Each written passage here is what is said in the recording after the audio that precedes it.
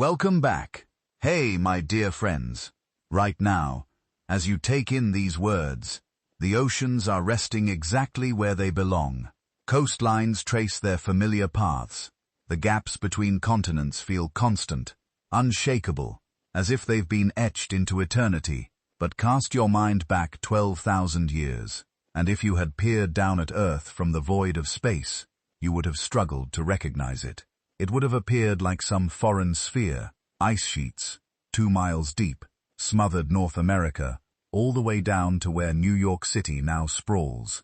Europe lay buried beneath glacial shields, stretching from Scandinavia to Germany, Asia, South America. Vast swaths of every continent were imprisoned under billions of tons of frozen water. The ice bore down so heavily that it literally depressed the continents, warping the very crust of the earth beneath its staggering mass. And this had persisted for over 100,000 years. Then something stirred, something destined to reshape the entire globe in merely a few thousand years. The ice began its retreat, not at a leisurely pace, not gradually, but catastrophically. What followed was the most radical transformation Earth had undergone since the dinosaurs vanished. Sea levels surged more than 400 feet. Entire subcontinents were swallowed by the waves. Colossal floods carved fresh landscapes. Climate patterns twisted violently. And countless species, animals that had endured for millions of years, suddenly ceased to exist. Giant ground sloths, saber-toothed cats, woolly mammoths, dire wolves, all erased within a geological blink. If you're listening to this to fall asleep, that's precisely why I craft these videos. So maybe hit subscribe and share where you are and what time it is. I pore over the comments, and it's astonishing. Tokyo at sunrise, Texas at midnight, London at noon, all trying to drift off to the same narrative. What makes this era so gripping and so enigmatic is this. We know the Ice Age ended, obviously, right? We're not dwelling beneath mile-thick glaciers. But what ignited it? What converted Earth from a frozen wasteland into the world we inhabit today? And why did it occur with such speed? Scientists have been assembling this enigma for decades, drilling ice cores in Antarctica, scrutinizing sediment layers on the ocean floor, investigating cave formations and ancient pollen imprisoned in rock. What they've uncovered is far more dramatic than anyone ever conceived. The conclusion of the Ice Age wasn't a mild warming like turning up a thermostat. It was upheaval, abrupt temperature spikes, followed by equally sudden freezing spells. Meltwater floods so immense, they make modern tsunamis look like ripples in a bathtub. Sea level rises so swift that human lifespans would have witnessed entire coastlines disappear. Envision being a human 12,000 years ago. Your ancestors had occupied the same region for millennia. They knew every hunting ground, every water source, every refuge. Then, within a single lifetime, everything transforms. The lands you hunted are inundated. The animals you rely on are vanishing. The climate turns unpredictable, ferocious. You must relocate, adapt, or perish. And here's the truly staggering part. This period, this moment of catastrophic upheaval, is when human civilization as we understand it began. Not in spite of the chaos, but because of it. The Ice Age's end compelled humans to cultivate agriculture, erect permanent settlements, and forge new technologies. Everything that defines modern human society. Cities, farming, writing, complex social structures. All of it emerged in the wake of the Great Thaw. This is the account of the most drastic climate change event in human history. Not a distant possibility in our future, but something that already occurred, something we endured, something that shaped who we are. We'll explore what the world looked like when frozen, what triggered the Great Melt, and what happened when billions of tons of ice turned to water and flooded across the planet. We'll uncover lost lands, devoured by rising seas, encounter extinct giants that roamed the earth just 12,000 years ago, and track human populations as they adapted to a world evolving before their eyes. The Ice Age didn't just conclude, it exploded. and we're still inhabiting the world it forged. To grasp what happened when the ice ages ended, you first need to understand just how radically different the world was at their peak. And I mean profoundly different. Not merely colder, not merely icier, but an essentially alien planet that would be barely recognizable if you could somehow journey back and witness it. We're talking about the last glacial maximum, the LGM to scientists who obsess over it, the period between roughly 26,000 and 19,000 years ago, when the ice reached its absolute maximum extent, when the glaciers that had been swelling for thousands of years finally hit their zenith. Picture this. You're standing where Chicago is today. But there's no Chicago. There's no Lake Michigan. No prairie, no forest, no farms. Just ice. A wall of ice so tall you can't perceive its summit. 2 miles thick. That's not a mistake. 2 miles, 10,560 feet of solid glacial ice, stacked atop what would one day become the American Midwest. The Laurentide ice sheet, as geologists term it, covered virtually all of Canada and extended down into what's now the northern United States. From the Atlantic to the Rocky Mountains, from the Arctic Ocean to roughly where modern-day New York, Chicago, and Seattle sit today. Just ice. Unending, crushing, miles-deep ice. And that was merely North America. Europe possessed its own ice sheet. The Fennoscandian ice sheet blanketed Scandinavia, covered the Baltic Sea, stretched into northern Germany and Poland, and reached across into Russia. Britain wasn't an island. It was the western edge of a frozen European landmass, connected to the continent by hundreds of miles of exposed seafloor, we now call Doggerland.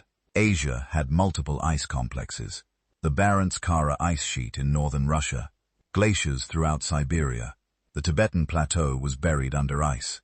Even in the southern hemisphere, ice sheets in Patagonia and Antarctica were vastly larger than they are today. All told, ice sheets covered about 30% of Earth's land surface during the LGM. Today, they cover about 10%. That's a staggering disparity. An entire extra continent's worth of ice, just sitting there, locking up water that would normally be in the oceans.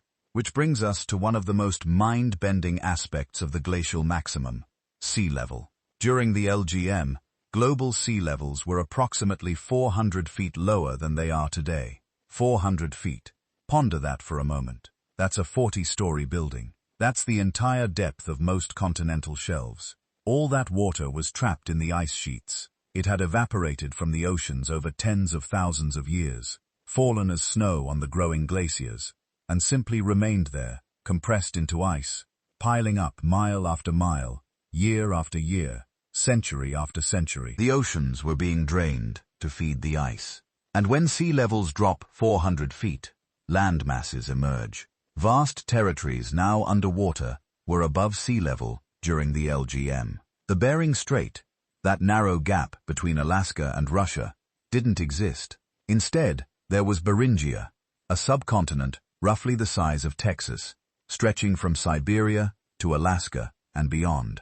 Not a narrow land bridge as sometimes depicted, but a vast open landscape with its own ecosystems, weather patterns, and populations of animals and humans. Doggerland, that drowned land between Britain and Europe, was a massive plain during the LGM. Rivers flowed across it. Animals migrated through it. People lived there, hunted there, built shelters, and raised families in what's now 100 feet of North Sea water. Southeast Asia was entirely different. The islands of Indonesia, the Philippines, Malaysia, they were all connected to the Asian mainland, or to each other, by exposed seafloor. What we call the South China Sea was largely dry land. The Persian Gulf didn't exist as a body of water. It was a river valley. Extended miles, sometimes hundreds of miles beyond their current positions. And these weren't barren wastelands. These exposed continental shelves were prime real estate. River valleys, coastal plains, areas where marine nutrients met terrestrial ecosystems. These were some of the most productive environments on the planet. And they're all underwater now. which means the archaeological record of human life during the LGM is mostly drowned and destroyed. But the low sea levels and massive ice sheets were just the beginning of how different the world was. The climate patterns were completely transformed. The jet streams, those rivers of air that drive weather systems across the planet, were pushed far to the south by the massive ice sheets. This created climate zones with no modern equivalent. Much of what's now temperate North America was a polar desert, cold, dry, windswept. Not exactly like Antarctica, but closer to that than to anything you'd see in North America today. The Mammoth Steppe, as paleontologists call it, stretched from Spain across Europe and Asia to Alaska and the Yukon, a vast grassland ecosystem unlike anything that exists today, maintained by the peculiar conditions of the glacial climate, cold and dry, but with enough summer sun to support massive herds of grazing animals. Tropical regions were dramatically smaller and drier. The Amazon rainforest, that vast expanse of jungle that today covers an area roughly the size of the continental United States, was fragmented during the LGM, reduced to isolated pockets of forest, surrounded by savanna and grassland. The Congo Basin in Africa experienced similar contraction. The tropical belt, which today extends roughly 3,000 miles north and south of the equator, was compressed into a fraction of that range. Deserts expanded. The Sahara, which today is the world's largest hot desert, was even more extreme during the LGM. It extended farther south and was more arid than at any point in recent geological history. The Australian interior was even drier than it is now. Deserts in Central Asia expanded to cover areas that today receive enough rainfall to support grasslands. But here's what's really wild. Some areas that are now marginal were actually better during the glacial maximum. Regions of North Africa that are desert today had reliable water sources. The Mediterranean Sea was smaller, and rivers that are now intermittent flowed year-round. Parts of the Middle East that are arid today supported substantial vegetation. The climate was more seasonal everywhere. Summers were shorter but intense.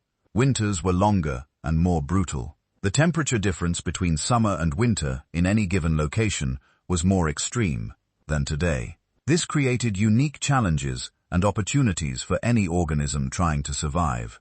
And survive they did. The megafauna of the last ice age were the most spectacular assemblage of large animals Earth had seen since the age of dinosaurs. Woolly mammoths, standing 11 feet at the shoulder, covered in thick fur, with curved tusks up to 16 feet long, roamed across the Mammoth Steppe in vast herds. Their slightly smaller cousins, the woolly rhinoceros, browsed alongside them. In North America, mastodons occupied the forested regions south of the ice sheets. Giant ground sloths, some as tall as 20 feet when standing upright, browsed on tree leaves. Glyptodons, essentially armadillo-like creatures the size of small cars, wandered the grasslands.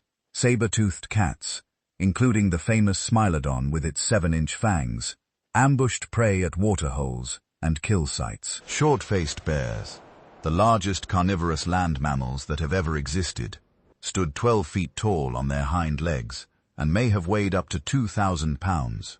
They were fast, too, possibly capable of outrunning horses.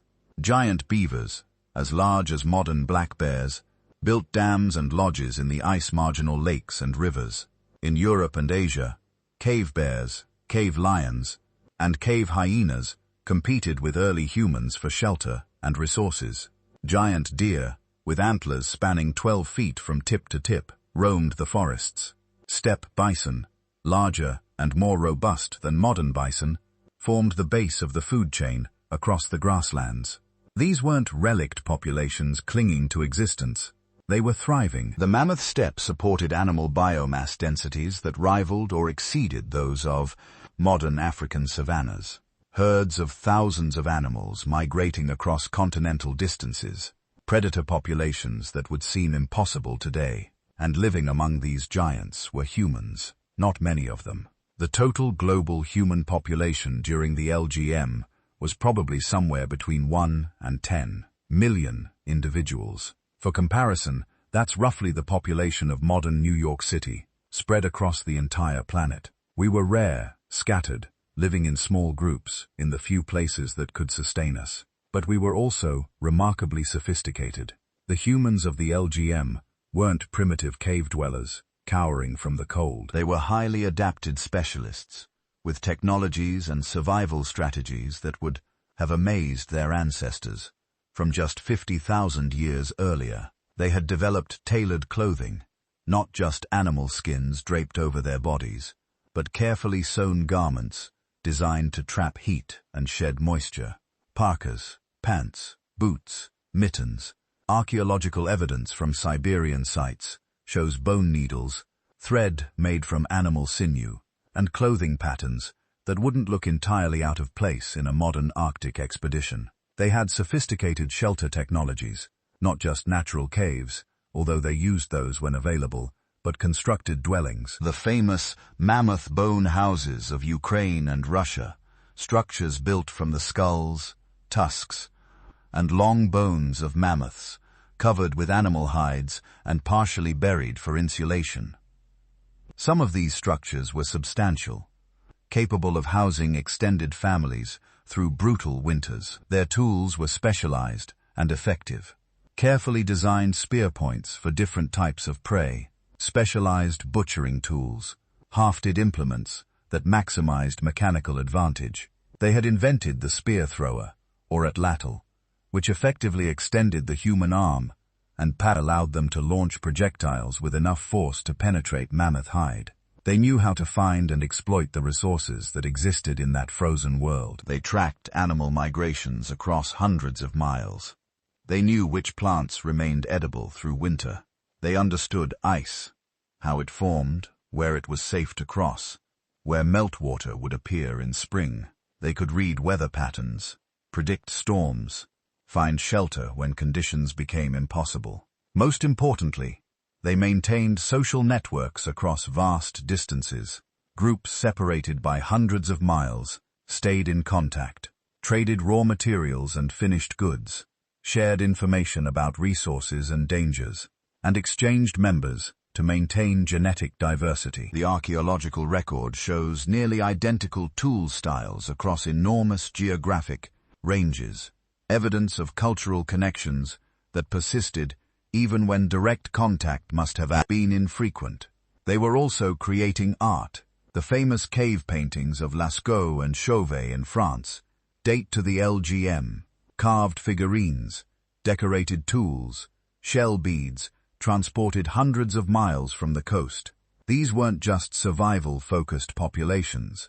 They had the cognitive capacity and the social organization to create culture, to value beauty, to engage in activities that served no immediate survival function. But they were living on a knife's edge.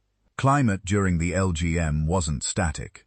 It fluctuated on decadal and century timescales. A few bad years could mean starvation for an entire group. A shift in animal migration routes could force abandonment of territories that had been occupied for generations. The ice sheets themselves were dynamic. They advanced and retreated on local scales. Meltwater lakes formed along their margins, sometimes catastrophically draining and reshaping entire landscapes. Glacial winds, katabatic flows of dense cold air sliding off the ice sheets, created local weather conditions that could drop temperatures 50 degrees in a matter of hours, and always pressing down with the weight of millions of cubic miles of ice. The glaciers were reshaping the continents beneath them. The bedrock was actually sinking under the load, depressing the Earth's crust hundreds of feet in some places. This geological process, called isostatic depression, was storing up potential energy that would eventually reshape coastlines when the ice finally retreated. But the humans of the LGM didn't know any of that. They didn't know they were living at the peak of the last ice age. They couldn't have conceived that the ice sheets had a beginning or would have an end. The glaciers had been there longer than any human memory, longer than any story passed down through generations. They were simply features of the landscape, as permanent as mountains, except they weren't permanent. Because even as human populations adapted to life in the frozen world, even as megafauna herds thundered across the mammoth steppe, even as the ice sheets reached their maximum extent, forces beyond anyone's comprehension were already in motion. The Earth's orbit was shifting.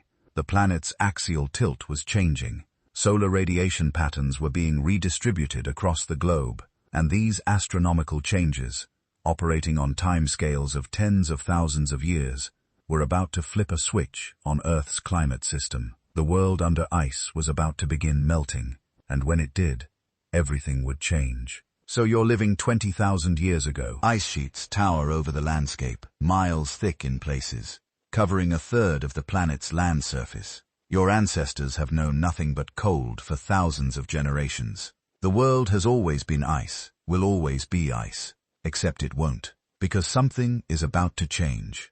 Something that has nothing to do with humans, nothing to do with any single event, but everything to do with how our planet moves through space. Here's the thing about Earth. It doesn't just sit still spinning on a perfect axis, in a perfect circle around the sun. It wobbles. It tilts. Its orbit stretches and contracts, like a slow-motion cosmic dance that takes tens of thousands of years to complete. And these tiny variations in how our planet moves, these barely perceptible changes in our relationship to the sun, they control ice ages.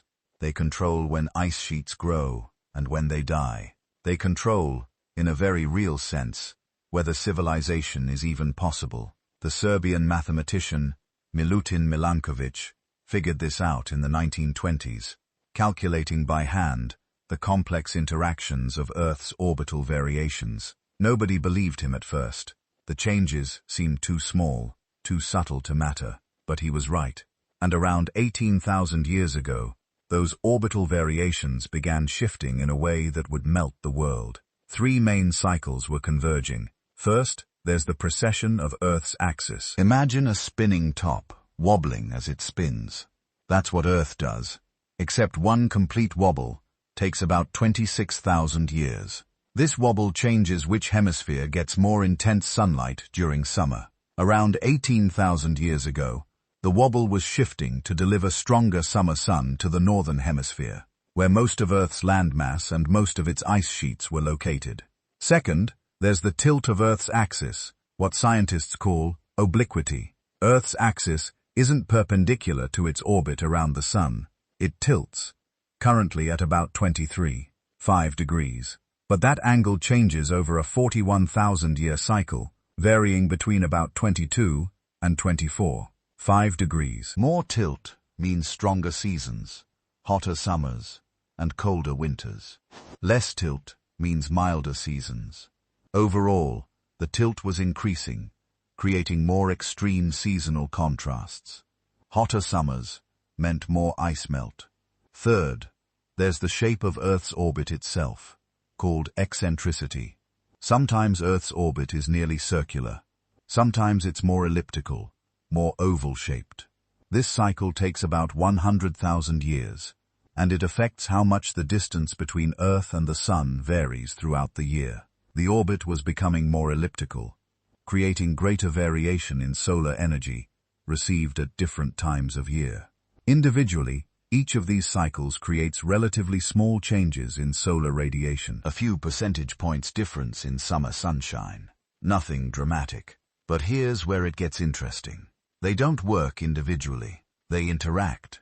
They amplify each other. And around 18,000 years ago, all three cycles were aligning to maximize summer solar radiation in the northern hemisphere. This wasn't a sudden switch. There was no single day when someone looked up and said, "Hey, it's warmer today." The initial changes were glacial, literally a fraction of a degree warmer each century. Summers that melted slightly more ice than the previous generation remembered, winters that deposited slightly less snow. For people living through it, the world probably seemed unchanging. But the ice sheets knew something was different. Those first extra degrees of summer warmth began working on the southern edges of the great ice sheets. Not the thick centers, not yet, but the margins. Places where ice hundreds of feet thick met bedrock or tundra. Summer melting increased slightly at first. Then, year by year, more water running off the ice edges, more dark ground exposed where white ice had been. And here's where physics becomes destiny. White ice reflects most of the sun's energy back into space. Scientists call this albedo, the measure of how reflective a surface is. Fresh snow can reflect up to 90% of incoming solar radiation. But dark soil, dark rock, dark vegetation, they absorb 80 to 90% of that energy, converting it to heat. So every square mile of ice that melted exposed dark ground that absorbed more heat, which melted more ice, which exposed more dark ground. A feedback loop, not a gentle slope, but an accelerating spiral. The same thing was happening in the oceans. Ice-covered seas reflect sunlight. Open water absorbs it. As sea ice began retreating, dark ocean absorbed more solar energy, warming the water, melting more ice. The Arctic Ocean was becoming a heat engine, storing summer warmth and releasing it gradually through winter, preventing ice from reforming as extensively as it had before. But the most important feedback loop was happening in the atmosphere itself. Ice sheets lock up water. When they grow, they take water out of the ocean and trap it on land as ice. When they melt, they release that water back. But they also release air, ancient air, trapped as bubbles when the snow first fell and compressed into ice. And that air contains carbon dioxide. Now, the amount of CO2 released directly from melting ice is trivial. But the melting triggered other changes that weren't trivial at all. As ice sheets retreated, they exposed soil and vegetation that had been frozen for millennia. Plants that had been locked in ice began decomposing, releasing CO2 and methane. Permafrost started thawing, releasing more greenhouse gases. Most importantly, the warming oceans began releasing dissolved CO2. Cold water holds more CO2 than warm water. So, as the oceans warmed, they released massive amounts of carbon dioxide into the atmosphere. Ice core records from Antarctica show this clearly. Around 18,000 years ago, atmospheric CO2 began rising, not quickly by modern standards, but steadily, inexorably, from about 180 parts per million during the coldest part of the Ice Age to eventually 280 parts per million by the time the warming was complete. That extra 100 parts per million of CO2 trapped additional heat, warming the planet further, melting more ice, releasing more CO2. Another feedback loop, another accelerating spiral. The ocean currents were changing too. During the Ice Age maximum, ocean circulation had slowed dramatically. The great conveyor belt of currents that normally moves heat from the equator to the poles had been disrupted by cold, fresh meltwater from ice sheets, diluting the salty North Atlantic, water that normally sinks and drives global circulation. But as the warming accelerated, the circulation began strengthening again. Warm tropical water started flowing north more vigorously, bringing heat to high latitudes, melting ice from below, even as the sun melted it from above. Think of it like this. You're trying to keep an ice cube frozen on a warm day. You can put it in the shade. That's like reducing solar radiation. You can insulate it. That's like cloud cover. But if you also run warm water over it, while sitting it on a warm plate in the sun, that ice cube doesn't stand a chance. The ice sheets were that ice cube, and every feedback loop was another source of heat they couldn't escape. For several thousand years, this process continued gradually. The ice sheets were massive, containing enough frozen water to raise sea level by 400 feet when fully melted. They wouldn't disappear overnight. The North American ice sheet, called the Laurentide, covered most of Canada and the northern United States with ice up to 2 miles thick.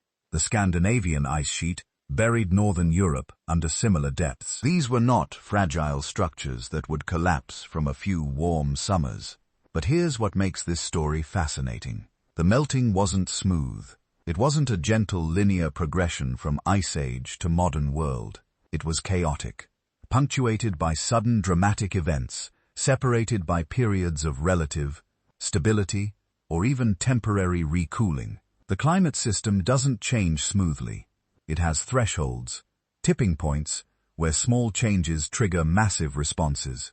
Around 16,000 years ago, the melting accelerated, not gradually, but abruptly. Something had shifted in the climate system, possibly a reorganization of ocean currents, possibly the ice sheets reaching a critical threshold of instability. Suddenly, instead of slow retreat, ice was collapsing. Glaciers that had been stable for millennia began surging forward, breaking apart, carving massive icebergs into the ocean. Then, just as suddenly, the warming would pause. Sometimes it would even reverse, temporarily, with ice advancing again for a few centuries, before the overall warming trend reasserted itself. These weren't gentle fluctuations.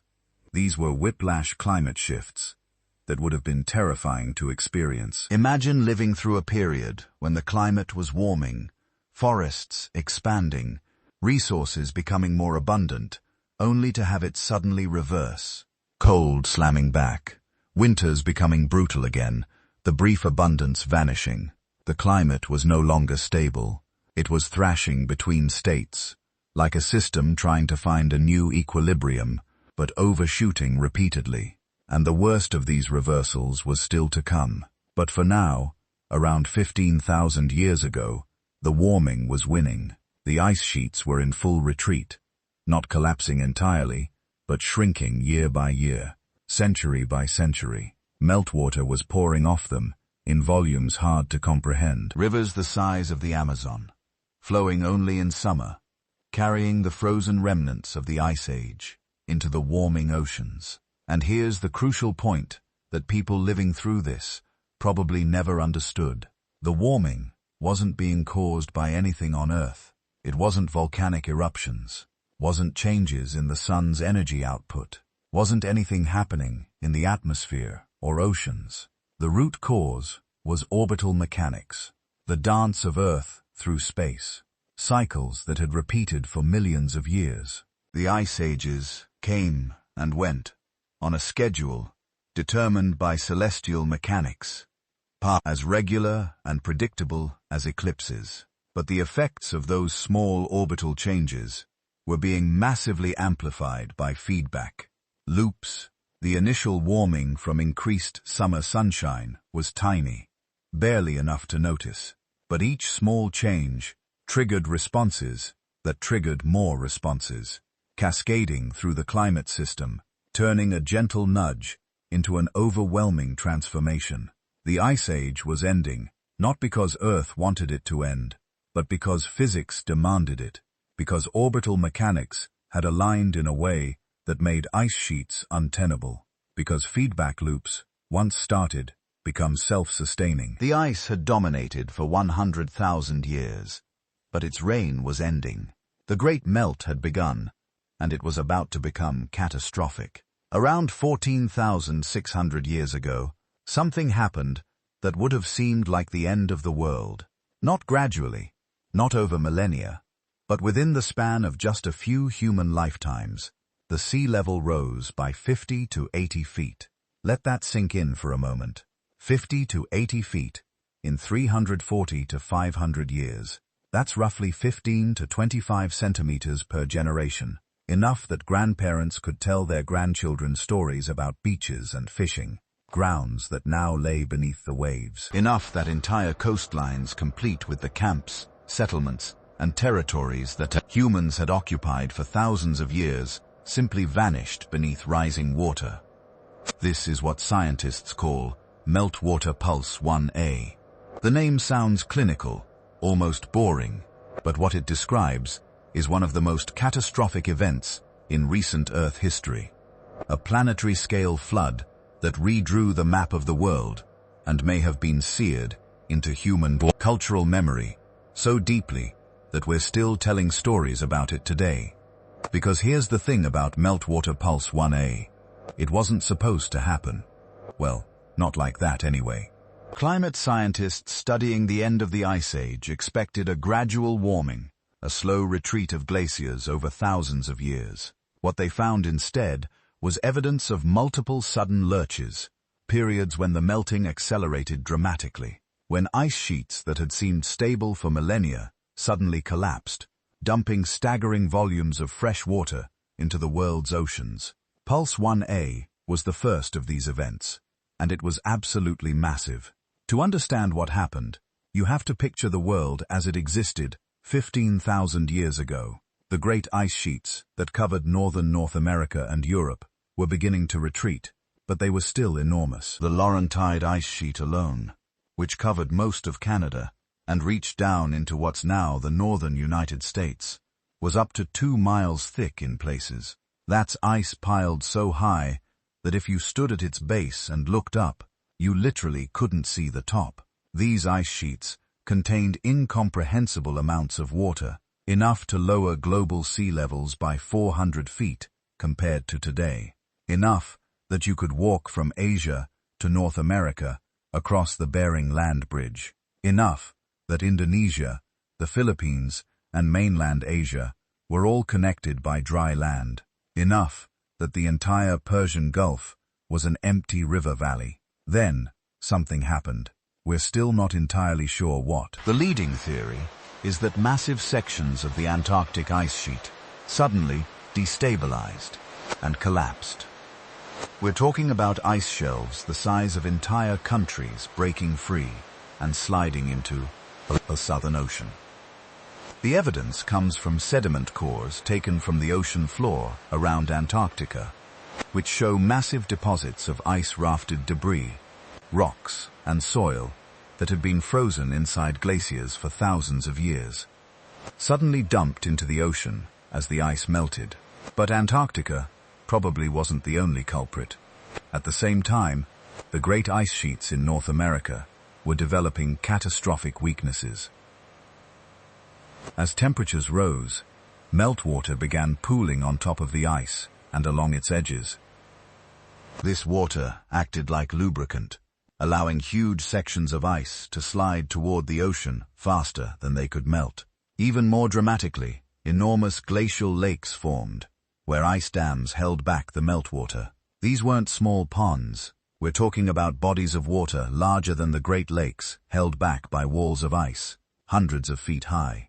When those dams failed, and they did fail, the results were apocalyptic. Imagine a wall of water 300 feet high, moving at 60 miles per hour, carrying icebergs the size of office buildings, scouring the landscape down to bedrock.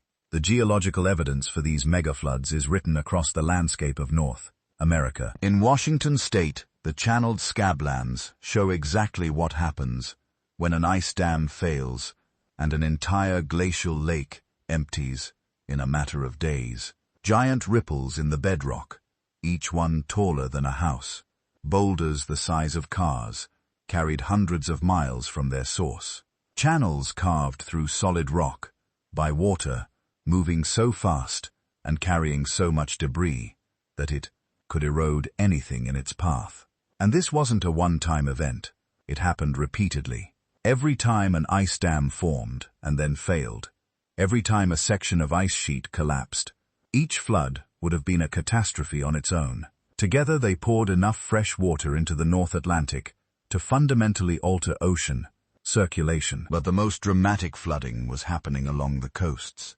As all this meltwater poured into the oceans, sea levels rose at rates that would be considered catastrophic, even by today's standards. Coastal areas around the world were experiencing regular inundation, not all at once, but relentlessly. Year after year, season after season, the water kept coming. For human populations living along the coasts, and most of them were because coastlines offered the most abundant and reliable food sources, this would have been existentially terrifying. Imagine living in a world where the boundary between land and sea is constantly shifting, where fishing camps you've used for generations are underwater within your lifetime, where territories that your people have occupied for thousands of years are being consumed by the advancing ocean. The evidence for this great drowning is everywhere, if you know where to look. Coral reefs that formed in shallow water 14,000 years ago are now submerged beneath 50 feet of ocean. Ancient shorelines are preserved on continental shelves, far below the modern sea level. Sediment cores from the ocean floor show distinct layers corresponding to the massive, freshwater influx, recognizable by the types of plankton fossils they contain. Freshwater species suddenly appearing in ocean sediments, then disappearing just as quickly as the pulse passed. But the most compelling evidence comes from what the flooding did to the world's ocean circulation. The oceans don't just sit there. They're in constant motion, driven by differences in temperature and salinity. The North Atlantic is particularly important because where the warm Gulf Stream current reaches its northern limit, releases its heat to the atmosphere, becomes denser as it cools, and sinks to begin the deep ocean return flow back south. This circulation pattern is what keeps Europe habitable, despite being at the same latitude as northern Canada. When Meltwater Pulse 1A dumped massive amounts of fresh water into the North Atlantic, it disrupted this entire system. Fresh water is less dense than salt water. It doesn't sink as readily. The enormous pulse of meltwater essentially formed a lid on top of the North Atlantic, preventing the normal circulation from functioning. The Gulf Stream slowed, maybe even stopped temporarily. Heat stopped flowing northward, and the climate response was immediate and dramatic. This is probably what triggered the Younger Dryas, the 1,000-year return to near glacial conditions that we'll explore in detail shortly. But first, we need to understand what Meltwater Pulse 1A meant for the humans who lived through it. Because here's the reality. Most human settlements at the end of the Ice Age were coastal. The interior was still dominated by ice sheets, tundra, and harsh environments. The coast offered predictable food resources: fish, shellfish, marine mammals, seabirds. Archaeological evidence suggests that coastal populations were more numerous, more settled, and more culturally sophisticated than their inland counterparts. And Meltwater Pulse 1A drowned their entire world. We're talking about thousands of miles of coastline, representing tens of thousands of square miles of territory, disappearing beneath the waves. Entire landscapes where humans had been living, hunting, gathering, and creating culture for thousands of years. Gone. Not destroyed suddenly, but slowly enough that people could watch it happening, fast enough that they couldn't adapt in place. The human response was what you'd expect: retreat. Populations moved inland, seeking higher ground, competing for territories that were already occupied. This would have created resource pressure, conflict, forced migrations.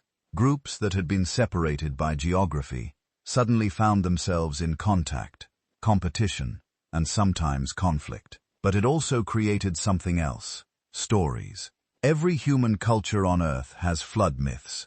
The biblical Noah's Ark is probably the most famous in Western culture, but it's hardly unique. The Epic of Gilgamesh, from ancient Mesopotamia, describes a catastrophic flood that destroys the world. Hindu texts describe Manu, who survives a great flood and rebuilds humanity. Aboriginal Australian stories tell of times when the sea rose and drowned coastal lands. Pacific Islander traditions preserve detailed knowledge of islands and coastlines that now lie beneath the waves. For decades, scholars dismissed these as pure mythology, symbolic rather than historical. But what if they're not? What if they're cultural memories of real events, passed down through hundreds of generations? Meltwater Pulse 1A happened within the time frame of modern human history. We were there. We watched the coasts drown. We experienced the terror of rising waters that wouldn't stop. We told our children about the lands that lay beneath the waves, and they told their children, and those stories evolved and morphed over thousands of years, but never quite disappeared. The scale of Meltwater Pulse 1A is difficult to comprehend from our modern perspective. We think of sea level rise as a future threat, something measured in millimeters per year, something that happens slowly enough for societies to adapt. But 14,600 years ago, people watched their world drown at rates 20 times faster than what we've seen. They didn't have the scientific knowledge to understand what was happening. They couldn't know that it was ice melting thousands of miles away, that it was a global phenomenon. that it would eventually stop. All they knew was that the sea was rising, their lands were vanishing, and the world was fundamentally changing in ways that must have seemed supernatural if you were living through it.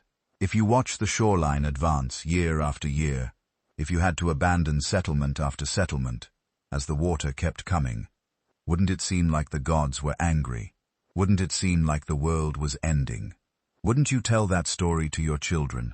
And wouldn't you often ask that they tell their children until it became encoded in the deepest myths of your culture?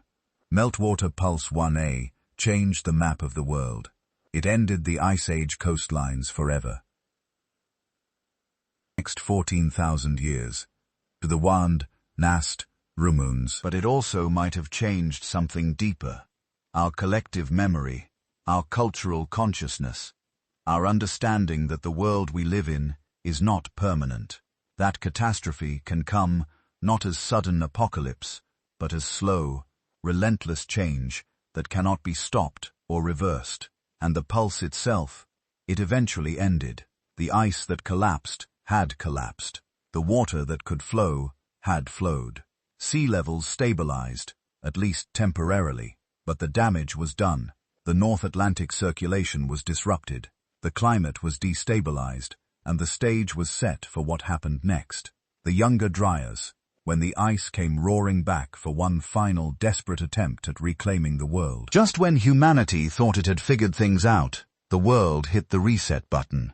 12,900 years ago, right in the middle of the Great Melt, right when temperatures were rising and ice sheets were retreating and humans were spreading into newly habitable territories, everything suddenly reversed. Within a single human lifetime, maybe less, the climate crashed back toward Ice Age conditions. It was like the planet changed its mind. Scientists call this period the Younger Dryas, named after an Arctic wildflower called Dryas, octopetala, that suddenly reappeared in regions where it hadn't grown for thousands of years. But that gentle botanical name hides something terrifying. This wasn't a gradual cooling trend. This was climate whiplash, on a scale that would seem impossible if we didn't have overwhelming evidence that it actually happened. The temperature data from Greenland ice cores tells the story with brutal precision. In less than a decade, maybe as little as 3 years, average temperatures in the North Atlantic region dropped by 15 degrees Celsius. That's 27 degrees Fahrenheit in 3 years. To put that in perspective, imagine if the temperature where you live suddenly matched somewhere 1,000 miles closer to the nearest pole, permanently within your child's lifetime. Ice sheets that had been retreating for 7,000 years suddenly stopped and began advancing again. Glaciers in Scandinavia pushed south, grinding over territories that had been ice-free for millennia. In North America, the Laurentide ice sheet, which had been melting steadily, thickened and spread. Alpine glaciers in the mountains of Europe and Asia reversed their retreat and started flowing downhill again. But here's what makes the Younger Dryas truly bizarre. It wasn't global. While the North Atlantic region and areas connected to it plunged back into near-glacial conditions, other parts of the world experienced much milder effects, or none at all. New Zealand actually got warmer during the Younger Dryas. Parts of South America showed no climate disruption at all during this period. Antarctica barely noticed. This regional pattern is the key to understanding what happened.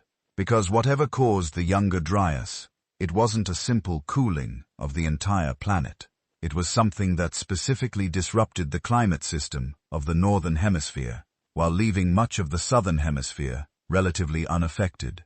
The leading theory involves the Atlantic meridional overturning circulation, which you might know better as the Gulf Stream, though that's technically just one part of it. This is the massive conveyor belt of ocean currents that carries warm water from the tropics to the North Atlantic, then sends cold water back south along the ocean floor.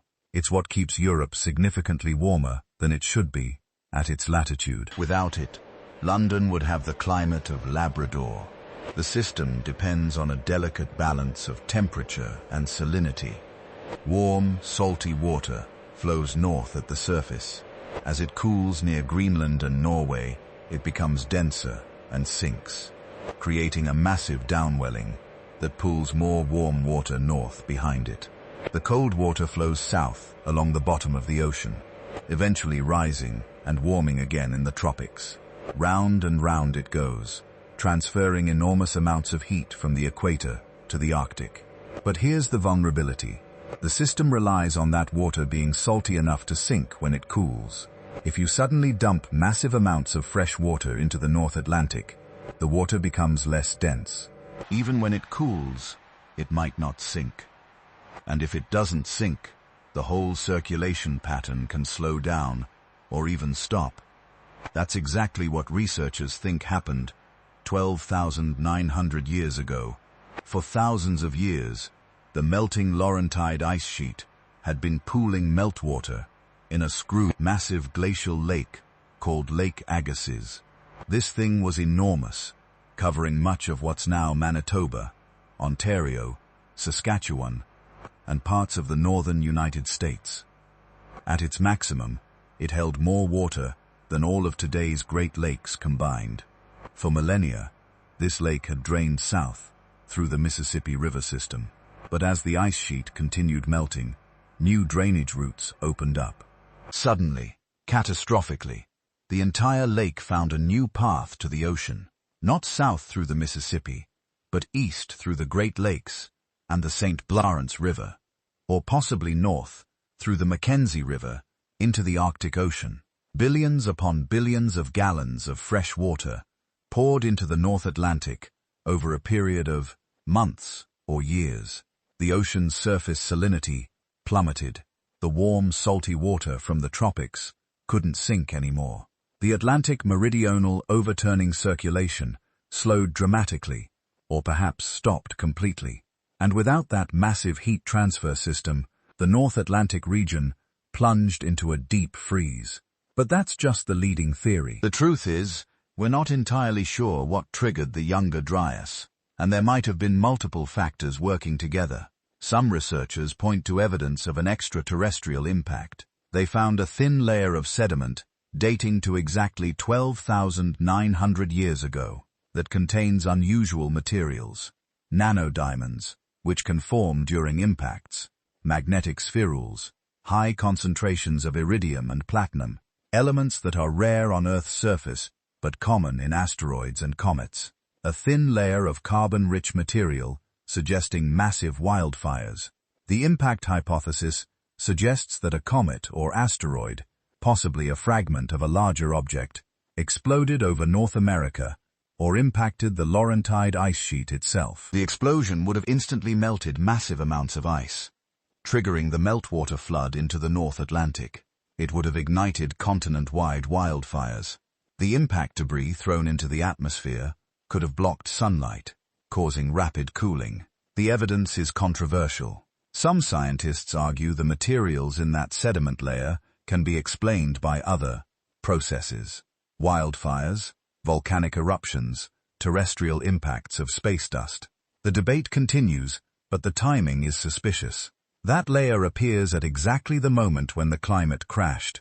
Others point to volcanic activity. The period around the Younger Dryas onset shows evidence of increased volcanism in several regions. Large eruptions can inject massive amounts of sulfur dioxide into the stratosphere, creating aerosols that reflect sunlight and cool the planet. A series of major eruptions in quick succession could potentially trigger rapid cooling. There's even a solar hypothesis. Some researchers think variations in solar output, combined with changes in Earth's magnetic field, could have reduced the amount of solar radiation reaching the planet just enough to tip the climate system into a cold snap. The truth might involve all of these factors working together. Maybe the circulation was already weakening due to gradual meltwater input. Then a comet impact or major volcanic eruption provided the final push, dumping enough fresh water or blocking enough sunlight to shut down the system entirely. Whatever the cause, the effects were devastating, and they're written in the geological record with stunning clarity. Ice cores from Greenland show a sharp spike in dust and lower snow accumulation, indicating colder, drier conditions. Lake sediments across Europe show a sudden change from temperate plant species to cold-adapted Arctic vegetation. Cave formations in places like China show altered precipitation patterns.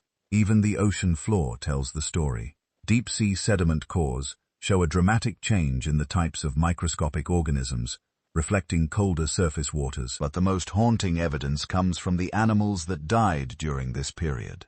The Younger Dryas marks an acceleration in the megafauna extinctions that had been happening across North America since humans arrived on the continent. Mammoths, mastodons, giant ground sloths, saber-toothed cats, enormous short-faced bears, species that had survived previous ice ages, suddenly couldn't cope with this rapid climate reversal. Some researchers think the Younger Dryas was the final straw for animals already stressed by human hunting. Others argue the climate change itself was enough to push them over the edge. Most likely it was both. Human populations had been growing across the Americas for several thousand years. Large animals were being hunted. Their populations were already in decline. Then suddenly, in the span of a few years, the climate they had adapted to over thousands of generations shifted violently. Grasslands, that had been expanding as the Ice Age ended, suddenly retreated again. Food sources disappeared. Migration routes were disrupted. For animals living on the edge, it was too much. They vanished, leaving behind only their bones frozen in the tundra or preserved in tar pits. But here's what's really remarkable. Humans survived. Not just survived, but in many cases actually thrived during the Younger Dryas. This tells us something profound about human adaptability. Some human groups definitely suffered. The archaeological record shows population declines in certain regions. Sites that had been occupied for generations were suddenly abandoned. Trade networks that had connected distant communities broke down. Some cultural traditions simply disappeared, probably along with the people who practiced them.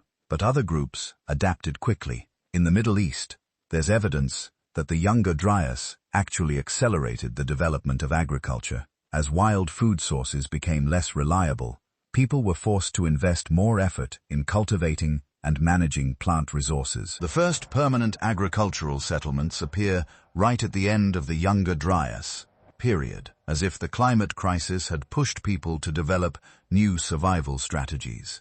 In North America, groups adapted by becoming more mobile, following game animals as they moved, in response to shifting vegetation zones. Tool technologies changed to reflect new hunting strategies. In Europe, people moved to coastal areas, where marine resources provided more reliable food sources than terrestrial hunting. The Younger Dryas became a filter, selecting for human groups that were flexible, innovative, and capable of rapid cultural change. Those who could adapt their strategies quickly survived and flourished. Those who couldn't disappeared from history. For 1,200 years, this cold snap persisted. 12 centuries of returned Ice Age conditions.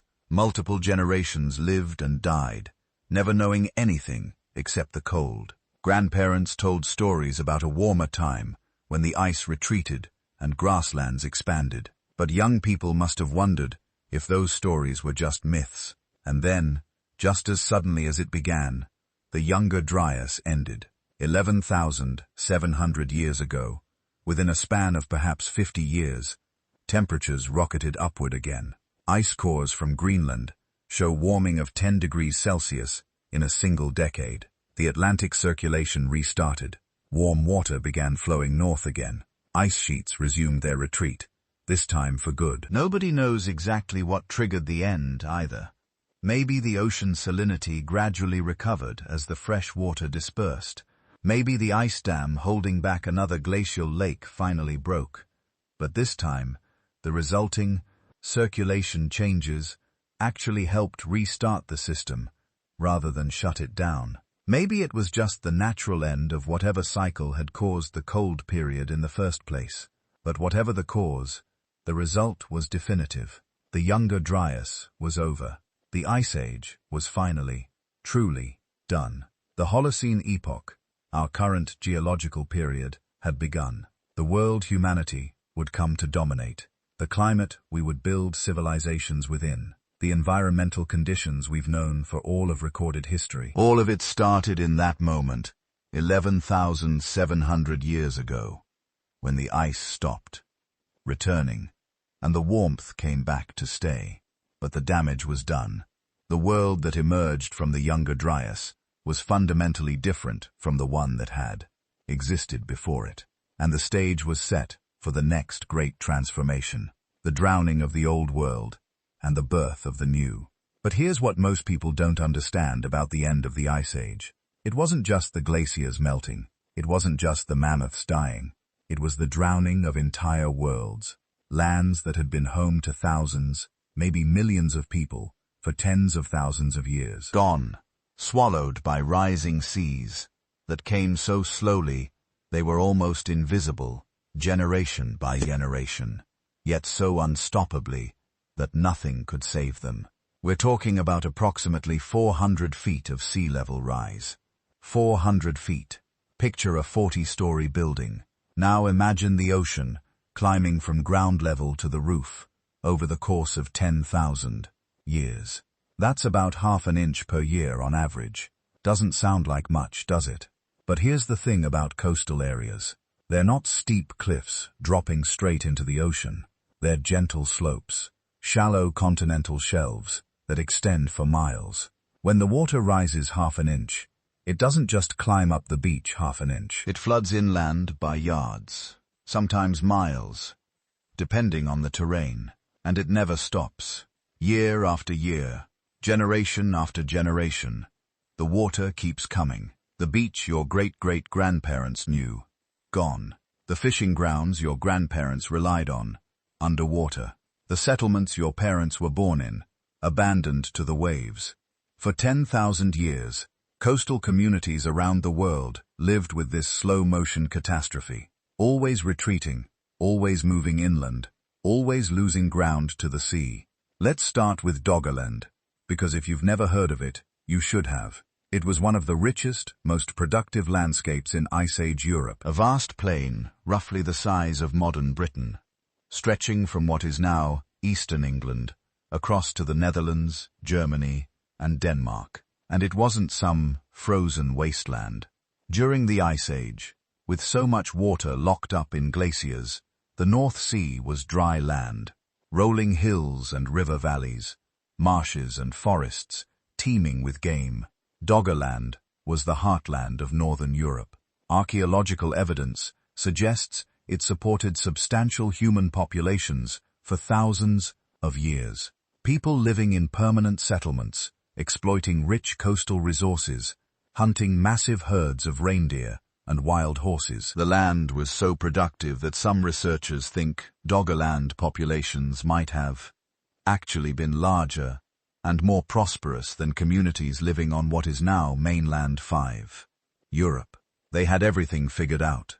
Seasonal migration patterns to follow game, fishing grounds in the rivers and estuaries, trade networks connecting communities across hundreds of miles. For generation after generation after generation, this was home, but the seas were rising. Around 18,000 years ago, Doggerland was still completely dry. By 12,000 years ago, the southern edges were beginning to flood. By 10,000 years ago, it had become an increasingly narrow isthmus, a shrinking land bridge between Britain and Europe. The people living there had to keep moving. As the coastline advanced, communities would relocate inland, abandoning settlements that had been occupied for centuries. Archaeological sites that once sat comfortably inland gradually became coastal, then tidal, then submerged entirely. The richest hunting grounds disappeared first, then the river valleys filled with salt water, killing the freshwater fish populations. Forest turned to marsh, marsh to tidal flat to open sea. By 8,200 years ago, the process was almost complete. Britain had become an island. The last remnants of Doggerland were a scatter of low islands in what is now the North Sea. Maybe a few desperate communities clinging to hilltops that were becoming smaller with every tide. And then those islands disappeared too. An entire world gone. Thousands of years of human history drowned beneath waves that are still there today, rolling over the fishing grounds where trawlers now pull up ancient human artifacts, along with modern catches. Across the Atlantic, something similar was happening to Beringia. This was the land bridge connecting Asia to North America, the gateway through which the first Americans had walked into a virgin continent. But Beringia wasn't just a bridge. It was a landscape in its own right, a vast plain up to 1,000 miles wide, stretching from Siberia to Alaska. And like Doggerland, it was rich. Cold, yes. Harsh, absolutely. But productive in ways that might surprise you. The exposed seabed created what scientists call a mammoth steppe ecosystem, grasslands and tundra, supporting huge populations of mammoths, horses, bison, and caribou. The kind of place where skilled hunters could thrive. For at least 15,000 years, maybe longer, Beringia was home to human populations who had adapted perfectly to this environment. They were the staging ground for the colonization of the Americas, wave after wave of migrants moving east, following game herds into Alaska and beyond. But starting around 14,000 years ago, the seas began reclaiming Beringia. The southern edge flooded first, cutting off the easiest routes between continents. By 11,000 years ago, the land bridge had narrowed to a fraction of its Ice Age extent. Communities that had lived on what they thought was solid ground suddenly found themselves on shrinking peninsulas, watching the ocean advance year by year. By 10,000 years ago, the Bering Strait had reopened. Asia and America were separated again. The gateway was closed. Those final populations trapped on Beringia as it shrank. We don't know what happened to them. Maybe they migrated east or west, rejoining larger populations. Maybe they tried to stay, living on the last high ground until the rising seas took even that. Either way, an entire corridor of human migration, a landscape that had facilitated one of the greatest journeys in human history, vanished beneath the waves. But the greatest loss, the most catastrophic drowning, happened in Southeast Asia. This was Sundaland. And it wasn't just big, it was massive. During the last glacial maximum, when sea levels were at their lowest, the entire continental shelf between mainland Southeast Asia and the islands of Indonesia was exposed. We're talking about an area the size of India, a vast extension of the Asian continent, connecting modern-day Thailand, Vietnam, Malaysia, Indonesia, and the Philippines into one enormous landmass. And here's what makes Sundaland so tragic. It was probably the richest, most productive human habitat in the Ice Age world. Tropical climate, even during the glacial maximum. Rivers, forests, coastlines teeming with resources. No harsh winters, no massive seasonal migrations necessary. Year-round abundance. Some researchers think Sundaland might have supported the largest human populations anywhere on Earth during the Ice Age. Not scattered bands of a few dozen people, but substantial communities, maybe villages, possibly even proto-cities, if such things existed 15,000 years ago. Almost no archaeological evidence for this, because it's all underwater. Every settlement, every tool, every artwork, every burial site, created by thousands of years. Habitation in Sundaland now sits beneath 200 feet of tropical seawater. Mao sits beneath 200 feet of tropical seawater. The rising seas claimed nearly the entire landmass. By 10,000 years ago, only the highest elevations remained above water. What we now know as Indonesia and the Philippines. The peaks of mountains that once rose from vast coastal plains.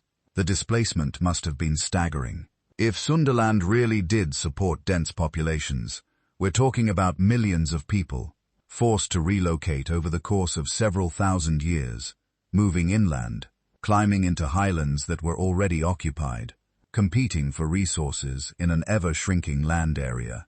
The genetic and cultural consequences would have been enormous. Populations mixing and merging, languages diverging and evolving, social structures adapting to new realities. This might explain one of the great mysteries of Southeast Asian history. Why is there such incredible cultural and linguistic diversity in the region? Why do the Philippines alone have over 180 languages? Maybe because the flooding of Sundaland created exactly the conditions for rapid cultural divergence. Populations that had once been connected by vast coastal plains suddenly found themselves isolated on separate islands, evolving independently for thousands of years. Other drowned worlds tell similar stories. The Persian Gulf, during the Ice Age, wasn't a gulf at all. It was a fertile river valley, fed by the Tigris and Euphrates rivers, flowing through what is now the seabed. Some researchers think this lost valley might have been one of the most productive landscapes in the Middle East, a potential cradle for early agriculture now buried beneath the sea. The Black Sea has an even more dramatic story. Around 7,600 years ago, it wasn't connected to the Mediterranean. It was a smaller freshwater lake, sitting far below global sea level. Farming communities had spread around its shores, taking advantage of rich soils and reliable water. Then, catastrophically, the rising Mediterranean breached the narrow land barrier at what is now the Bosphorus Strait. Salt water came pouring through in what some geologists think might have been the largest waterfall in human history. The Black Sea rose hundreds of feet in a matter of months, maybe even weeks. Entire settlements disappeared. Thousands of square miles of prime agricultural land drowned in a geological instant. For the people living there, it must have seemed like the end of the world. Some researchers think this event might be the historical basis for flood myths that appear in multiple Middle Eastern cultures. The biblical flood, the Epic of Gilgamesh, not a global deluge, but a regional catastrophe that destroyed an entire civilization's homeland. In Australia, Aboriginal communities watched their coastlines retreat inland by up to 150 miles in some areas. Sacred sites, camping grounds, seasonal gathering places that had been used for tens of thousands of years, all gradually claimed by the sea. Oral traditions from multiple Aboriginal groups describe this process. Stories of lands that sank, of ancestors who had to flee rising waters. Western scientists dismissed these as myths for generations. Now we know their historical accounts. Memories of real events preserved through 300 generations of storytelling. Modern archaeology is finally catching up. Underwater surveys of continental shelves around the world are discovering what coastal communities have suspected for decades. The seabed is full of human artifacts, stone tools, hearths, even structural remains. Off the coast of British Columbia, archaeologists have found human settlements dating to 14,000 years ago, now submerged under 150 feet of water. In the Mediterranean, divers regularly discover ancient coastlines, complete with the remains of Neolithic settlements. We're only beginning to understand what was lost. Every year, new underwater archaeological sites reveal more about the rich coastal cultures that once thrived on lands now seafloor. But the vast majority remains unexplored, buried under sediment, scattered by millennia of currents, inaccessible to all but the most sophisticated research expeditions. Think about what this means for our understanding of human history. We study Ice Age humans from their inland sites, caves and rock shelters, places that stayed dry as the seas rose. But these were probably marginal habitats, refuges rather than homes. The real centers of Ice Age culture were likely on the coasts, on the rich, productive lands where ocean met land. And those are all underwater now. We're trying to understand human prehistory while missing most of the evidence. It's like trying to understand modern civilization by studying only mountain villages, while ignoring all the coastal cities.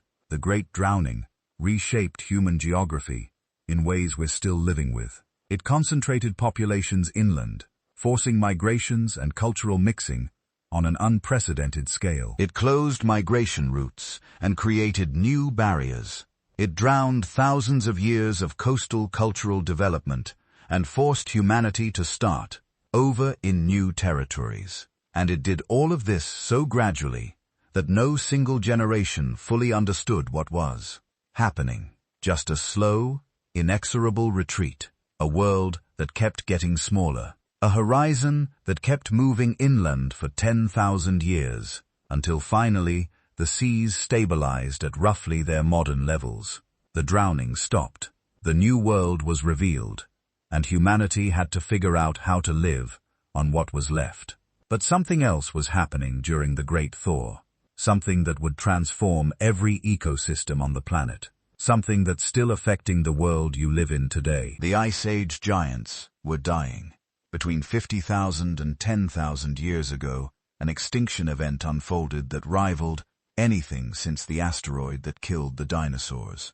Except this time, there was no asteroid, no volcanic supereruption, no obvious single catastrophe, just a steady, relentless disappearance of the largest land animals that had ever walked alongside humans. Start with North America. Before the ice began retreating, it was basically Pleistocene Park, mammoths wandering in herds across vast grasslands, their massive bulk adapted perfectly to extracting nutrition from tough Ice Age vegetation. Mastodons browsing in spruce forests, using their straighter tusks to strip bark and break branches. Horses, not the domesticated animals we know today, but wild species that had evolved on the continent for millions of years.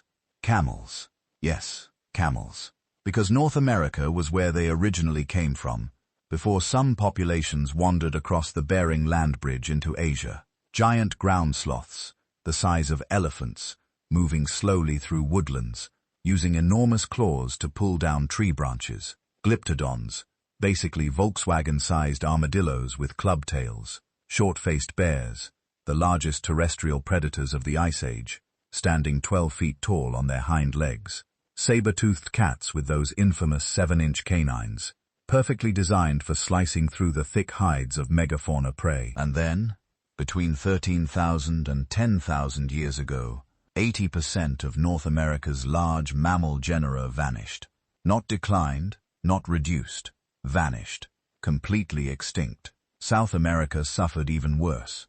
The continent had been isolated for millions of years, developing its own bizarre and wonderful collection of large animals, giant armadillos, terror birds, flightless predators standing 10 feet tall with beaks that could crush bone, toxodon, massive rhino-like creatures that were actually more closely related to horses, South American horses, camels and llamas that had migrated down from the north. When the Ice Age ended, they all disappeared. The extinction rate in South America exceeded even North America's losses. Some estimates suggest up to 83% of the continent's large mammal genera went extinct within a few thousand years. But here's where the story gets complicated. The timing wasn't the same everywhere.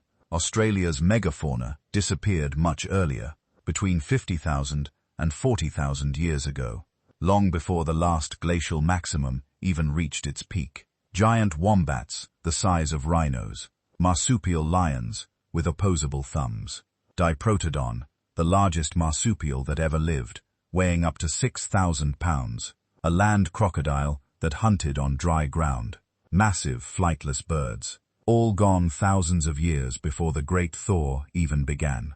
Europe and Asia lost their megafauna too, but more gradually. Woolly rhinoceros, perfectly adapted to the cold steppes, disappeared around 14,000 years ago. Cave bears, which had survived multiple Ice Age cycles, went extinct around 24,000 years ago. Giant deer with antlers spanning 12 feet. Cave hyenas, cave lions, twice the size of modern African lions. The pattern was clear. The biggest animals were disappearing. But why? For decades, scientists have fought over this question. Two camps emerged, each with compelling evidence. Climate change versus human hunting. The planet's two most destructive forces going head-to-head in an argument about who killed the Ice Age giants. The climate change hypothesis seemed obvious at first. The world was transforming rapidly. Temperatures rising, ice sheets melting, sea levels surging. Entire ecosystems shifting hundreds of miles north as vegetation patterns changed. The mammoth steppe, that vast grassland that had supported enormous herbivore populations, was being replaced by forests and tundra. Different plants, different growing patterns, different nutritional value. Large animals are specialists. They evolve over millions of years to exploit specific resources in specific ways. Mammoths weren't just big elephants who happened to like the cold. They were precision-engineered grass processing machines with specialized teeth, digestive systems, and behaviors all optimized for Ice Age conditions. When those conditions changed rapidly, the argument goes, they simply couldn't adapt fast enough. The evidence for climate-driven extinction is substantial. You can see it in the fossil record.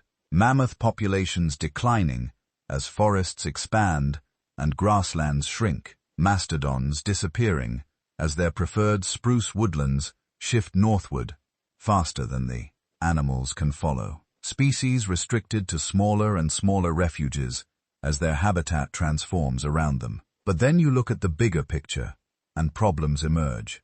These animals had survived previous warming periods, multiple Ice Age cycles over millions of years. Why did this particular warming prove fatal when earlier ones hadn't? The Pleistocene was defined by climate fluctuations, glacials and interglacials, coming and going every 100,000 years or so. The megafauna had weathered all of it until now. Enter the overkill hypothesis. And this is where humans become the story.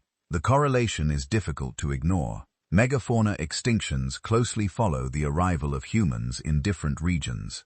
Australia loses its giants between 50,000 and 40,000 years ago, right when humans first arrive on the continent. North America's extinctions accelerate dramatically after 13,000 years ago, coinciding with the expansion of Clovis culture and widespread human presence. New Zealand loses its moa birds within a few hundred years of Polynesian settlement around 1300 AD. Madagascar loses its elephant birds and giant lemurs shortly after humans arrive around 2,000 years ago. Every single landmass where humans showed up for the first time experienced megafauna extinctions. Africa and parts of Asia kept more of their large animals, but these were places where humans had been evolving alongside the megafauna for millions of years. The animals had time to develop wariness, to learn that these clever, bipedal apes were dangerous. But in the Americas, Australia, the islands, the megafauna had never seen humans before. No evolutionary history of humans as predators. No instinctive fear. Archaeological evidence suggests they just stood there while hunters approached, made no attempt to flee. Easy targets for people armed with sophisticated weapons and cooperative hunting strategies. Here's what makes the overkill hypothesis so devastating. Humans didn't have to hunt these animals to extinction directly. They just had to tip the balance. Large mammals have slow reproduction rates. An elephant takes 22 months to produce a single calf. Mammoths, probably similar. They have long lives, which means they've evolved to tolerate low mortality rates. Lose a few adults every year, fine. The population can handle it. But increase adult mortality by even a small amount, and the math becomes terminal. Let's say a mammoth population has a natural death rate of 2% per year. The population is stable, producing just enough babies to replace losses. Now humans arrive and start hunting. They don't need to kill many. Maybe they take an additional 2 to 3% of the population annually. Suddenly the death rate exceeds the birth rate. The population begins shrinking. And once you're in negative population growth, extinction becomes inevitable without intervention. It's just a matter of time. The Blitzkrieg model of extinction suggests this process could be shockingly fast. Computer simulations show that small human populations with even modest hunting success could drive large mammal species to extinction within a few hundred years. The animals never had a chance. But here's what really happened. It wasn't just climate change. It wasn't just human hunting, it was both. A lethal combination that proved impossible for the megafauna to survive. The climate was changing rapidly, fragmenting habitats, reducing food availability, forcing animals into smaller refuges, already stressed populations trying to adapt to new conditions. And then humans show up. Not in overwhelming numbers, just a few thousand hunters, but armed with sophisticated weapons, cooperative strategies, and no cultural traditions of conservation, because these species were new to them. The combination was devastating. Climate change weakened the populations. Human hunting delivered the killing blow. Species that might have survived either threat alone couldn't survive both simultaneously. And once the megafauna began disappearing, cascading effects transformed entire ecosystems in ways we're still discovering today. Large herbivores are ecosystem engineers. Mammoths knock down trees, maintaining grasslands. Without them, forests expanded, changing fire patterns, soil composition, vegetation structure. Their dung fertilized vast areas and dispersed seeds across enormous ranges.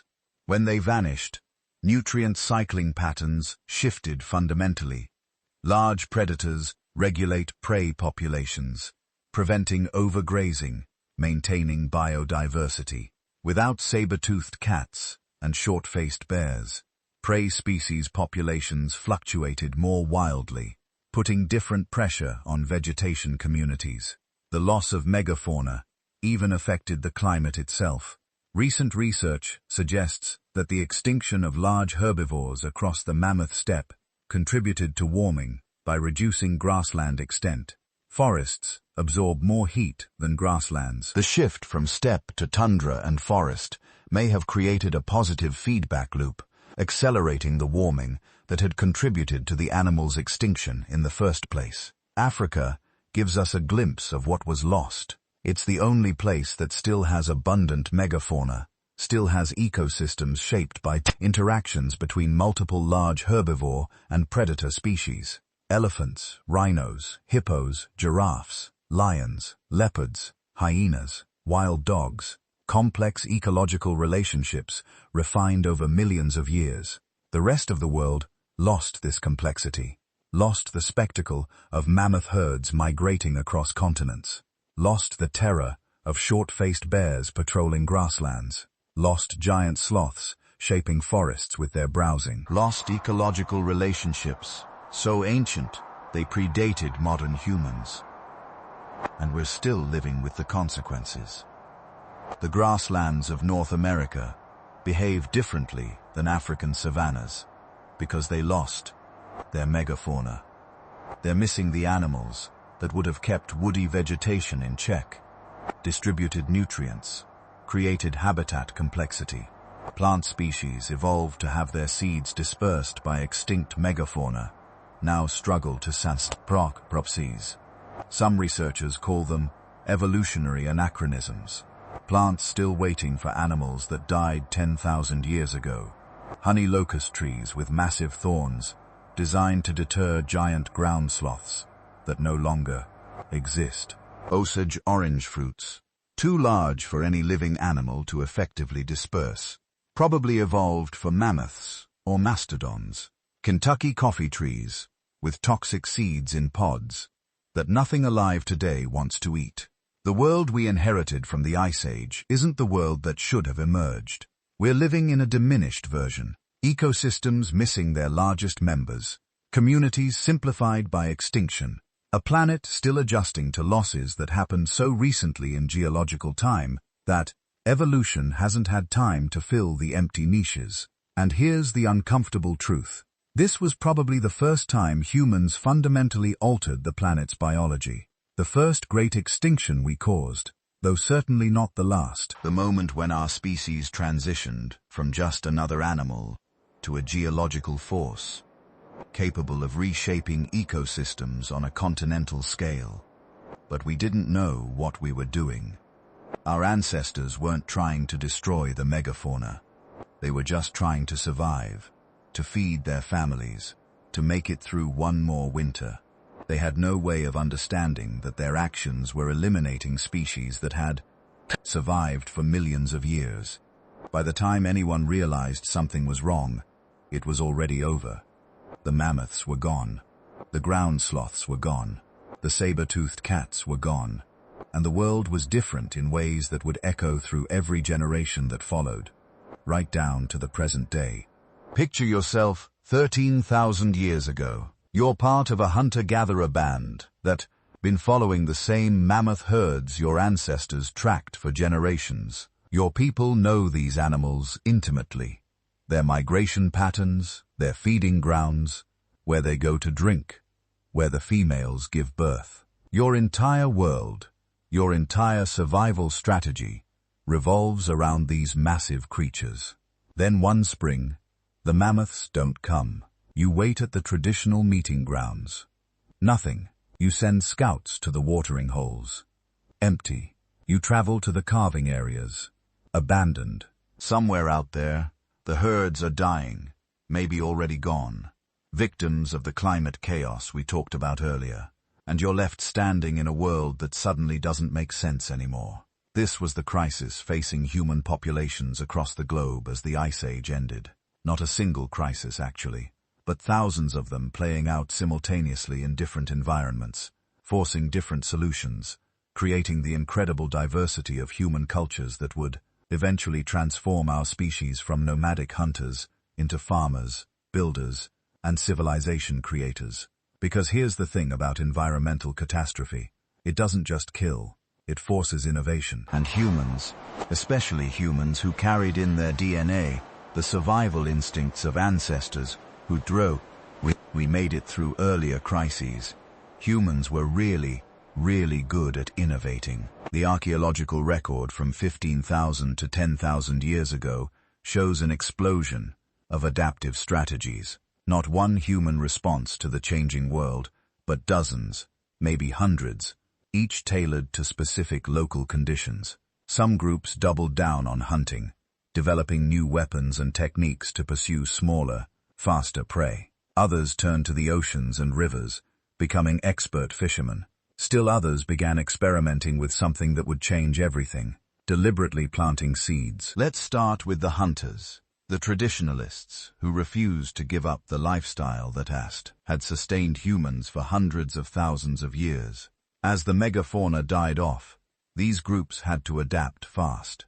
The massive, slow-moving prey their ancestors had relied on were disappearing, replaced by smaller animals, deer, antelope, wild boar, that were faster, more alert, harder to approach. So they developed new technologies. The atlatl, or spear thrower, appeared across multiple continents during this period. It's a simple device, basically a stick with a hook that extends your arm's throwing range, but it increased spear velocity by 60% or more. Suddenly, you could kill animals from twice the distance. Fast-moving targets that would have been impossible to approach with hand-thrown spears. Even more revolutionary was the bow and arrow, which emerged independently in multiple locations around this time. The bow was a game-changer, literally. Silent, accurate, with a much faster reload time than any throwing weapon. A skilled archer could put 3 arrows in the air before the first one hit. This made hunting small, skittish prey viable in ways it had never been before. But weapons were only part of the adaptation. Hunter-gatherer groups also became more mobile, more opportunistic. Instead of following predictable herds of large animals, they developed what archaeologists call broad-spectrum hunting, pursuing whatever was available in their environment. Archaeological sites from this period show remains of dozens of different animal species, everything from rabbits to birds to turtles. These people were eating anything that moved.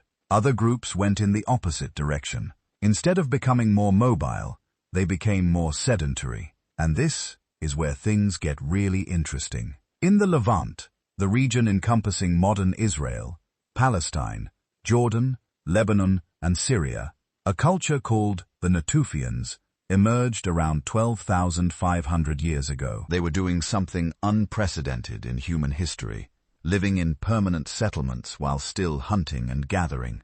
The Natufians weren't farmers yet. They were still getting most of their calories from wild animals and wild plants, but they were staying in one place year-round, building substantial stone houses, creating villages that housed hundreds of people. We've found their settlements complete with stone foundations, storage pits, and elaborate burial sites. Why would hunter-gatherers give up mobility? Because the changing climate had created specific resource-rich zones where they could harvest enough wild food within walking distance to support permanent villages. Wild cereals, wheat, barley, rye, grew so abundantly in certain areas that people could harvest enough grain in a few weeks to feed themselves for months.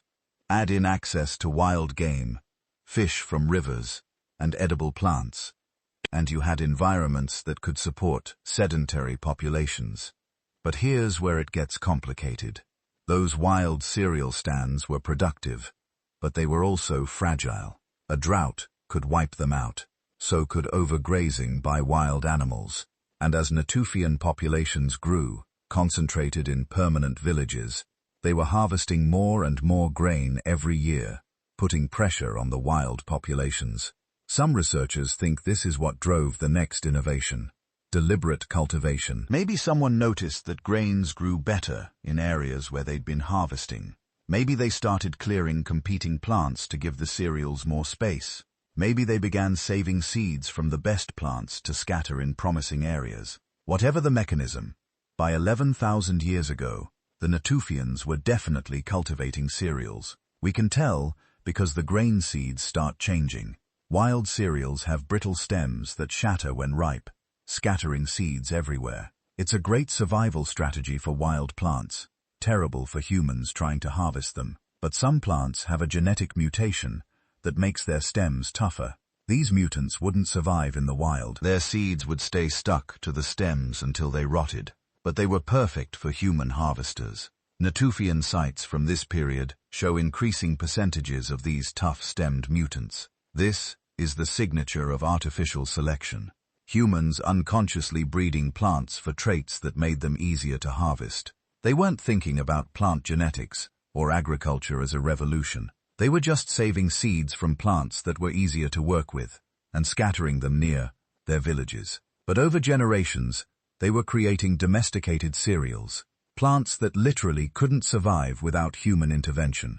This same process was happening independently in at least 6 other locations around the globe. In China, people were domesticating millet and rice. In Mesoamerica, maize, beans, and squash. In the Andes, potatoes and quinoa. In New Guinea, taro and yams. In sub-Saharan Africa, sorghum and yams. In Eastern North America, squash and sunflowers. Each region developed its own agricultural complex based on locally available plants, but the pattern was always the same. Environmental pressure, usually from climate change or resource scarcity, pushed populations to intensify their use of certain plants. Intensification led to cultivation. Cultivation led to domestication. And domestication changed everything. But not everyone was farming. While the Natufians and others were experimenting with plant cultivation, huge populations were adapting in entirely different ways. On the coasts, people were developing sophisticated maritime technologies, better boats, improved fishing hooks, nets, traps. Some groups became so skilled at ocean fishing that they abandoned land hunting entirely, living almost exclusively on seafood. The archaeological evidence is stunning. Shell middens, massive piles of discarded mollusk shells, appear on coastlines around the world during this period. Some are dozens of feet deep, representing thousands of years of continuous shellfish harvesting. But they also contain remains of deep-sea fish, evidence of offshore fishing, and bones from seabirds and marine mammals, showing these coastal people were exploiting every available ocean resource. And they had to be skilled. Fishing isn't like hunting. Fish don't have predictable migration routes you can follow. Ocean conditions change constantly. You need to understand tides, currents, seasonal patterns. You need boats that can handle rough water. You need specialized equipment for different prey. You need ways to preserve your catch, because fish spoils fast. So coastal populations developed all of it. They created sophisticated fishing calendars, knowing when different species would be most abundant. They invented specialized hooks for different fish, nets for schooling species, harpoons for large animals. They built boats capable of offshore fishing, some using dugout logs, others lashing together reeds or animal skins stretched over wooden frames. Most importantly, they developed preservation techniques, smoking, drying, salting, allowing them to store fish for months. This was crucial because it meant coastal populations could achieve the same kind of food security that agricultural populations were developing, but without farming. Meanwhile, in the Americas, something equally revolutionary was happening. As the ice sheets retreated and sea levels rose, human populations were spreading into every corner of 2 continents. By 13,000 years ago, people had reached the southern tip of South America, an astonishing 10,000-mile journey from the Bering Land Bridge. These migrations happened fast, archaeologically speaking, just a few thousand years for humans to populate 2 entire continents. This wasn't a slow diffusion. This was rapid colonization by highly mobile groups who were constantly pushing into new territories, encountering new environments, adapting on the fly. Some followed the Pacific coast, becoming maritime specialists who island-hopped their way south. Others moved through the interior, following ice-free corridors between massive glaciers, hunting the megafauna that still survived in these refuges. Still others probably used both routes, moving back and forth between coast and interior as opportunities presented themselves. Each environment demanded different adaptations. Desert peoples, in what would become the American Southwest, developed sophisticated water management strategies. Coastal groups in the Pacific Northwest became master woodworkers, creating elaborate totem poles and massive plank houses. Plains peoples refined their hunting techniques for bison, developing drive lanes and jump sites that let small groups kill dozens of animals at once. And everywhere, human populations were growing, not just in absolute numbers, but in density. Villages that had housed a few dozen people expanded to hundreds. Some locations saw the emergence of what archaeologists call proto-towns, settlements of 1,000 or more people. This created entirely new social challenges. When your band has 30 people, mostly relatives, you don't need complex rules. Everyone knows everyone. Disputes are settled face to face. But when you've got 1,000 people living in close proximity, many of them strangers, you need institutions, rules about property, conflict resolution, resource distribution. You need leaders, specialists, administrators.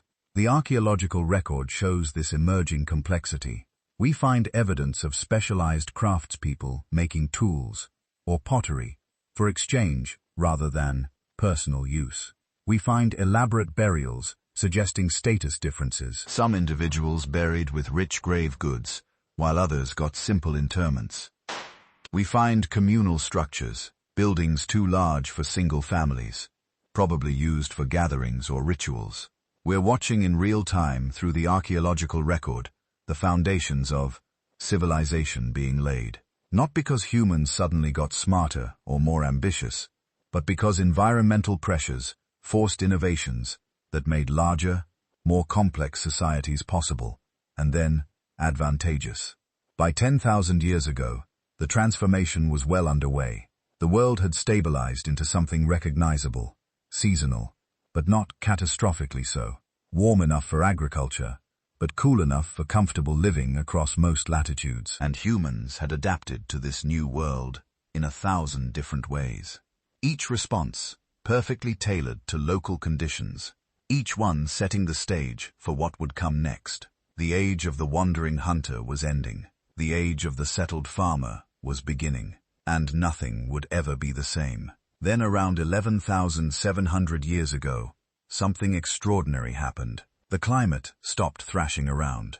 After millennia of wild swings between glacial cold and warm periods, after the catastrophic floods of Meltwater Pulse 1A, After the younger Dryas had dragged humanity back to the brink, the Earth's thermostat finally stabilized.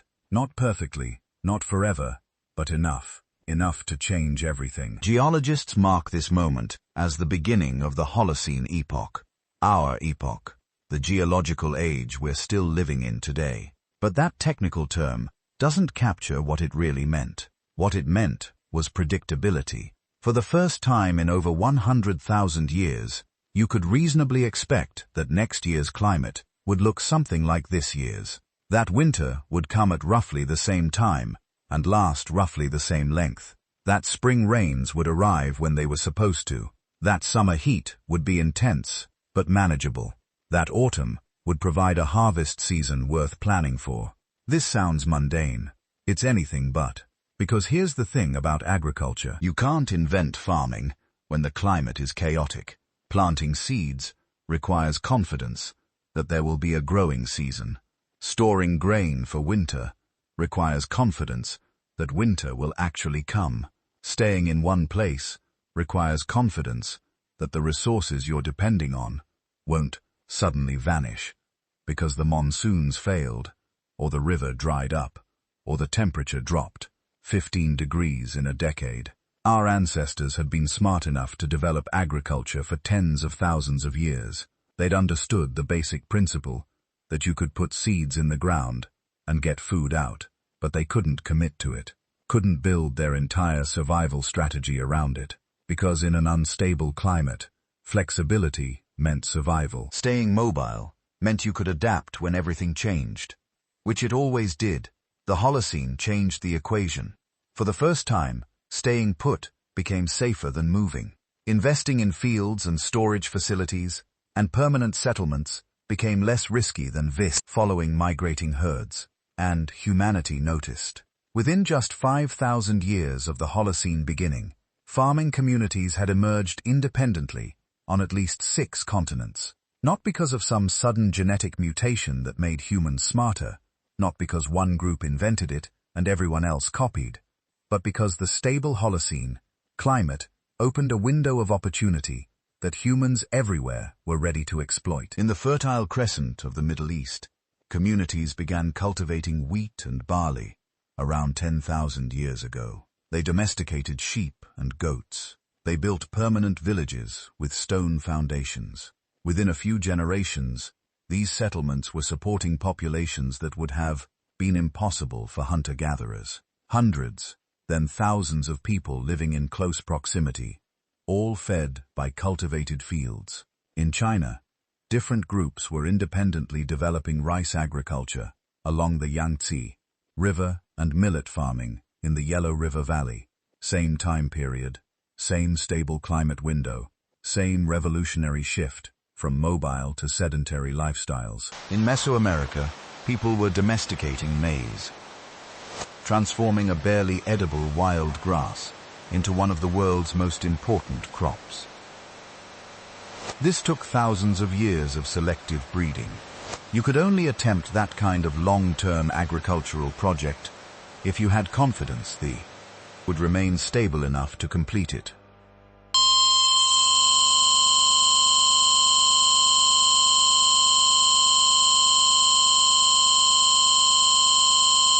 In the Andes, different communities were cultivating potatoes and quinoa at high altitudes where nothing could have grown during glacial periods. In New Guinea, people were developing sophisticated taro and yam cultivation systems in tropical forests. In Africa, communities along the Sahel were domesticating sorghum and pearl millet. All of this within the first few thousand years of the Holocene. All of it made possible by climate stability. But the Holocene wasn't just stable, it was transformative. The world itself was reshaping into forms we'd recognize today.